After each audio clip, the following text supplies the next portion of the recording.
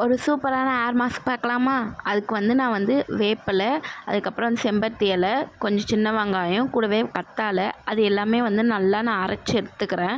So அதுக்கப்புறம் வந்து நான் ஒரு முட்டை எடுத்து நல்லா உடச்சி ஊற்றி அதை வந்து நல்லா மிக்ஸ் பண்ணிக்கிறேன். அது கூடவே வந்து 2 டீஸ்பூன் வந்து ஆல்மண்ட் ஆயில், கூடவே வந்து கோகோனட் ஆயில் 2 ஸ்பூன் வந்து நான் சேர்த்துக்கிறேன். ஸோ என்னோடய ஹேருக்கு ஏற்ற மாதிரி தான் வந்து நான் ரெடி பண்ணுறேன். உங்கள் ஹேருக்கு ஏற்ற மாதிரி நீங்கள் வந்து எடுத்துக்கோங்க.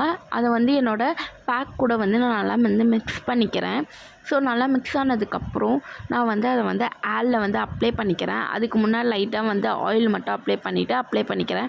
என்னோடய ஹேரை க்ரோ பண்ணி வைக்கிறதுக்கு நான் எவ்வளோ கஷ்டப்பட்டேன்னு எனக்கு தான் தெரியும். ஸோ அது எல்லாமே வந்து நான் கண்டினியூஸாக உங்களுக்கு வந்து போடுறேன். உங்களுக்கு யூஸ்ஃபுல்லாக இருக்கும். ஸோ ஒரு 1/2 அன் ஹவர் to 1 hour வந்து நான் நல்லா விட்டுட்டு நான் ஹேர் வாஷ் பண்ணிட்டேன். இப்போ பாருங்கள், என்னோடய ஹேர் எவ்வளோ சூப்பராக சில்கியாக இருக்குது. எனக்கு ரொம்பவே பிடிச்சிருக்கு. ஸோ இந்த ஹேர் பேக்கை ட்ரை பண்ணி பார்த்துட்டு எப்படி இருக்குன்னு கமெண்ட்டில் சொல்லுங்கள். பாய்.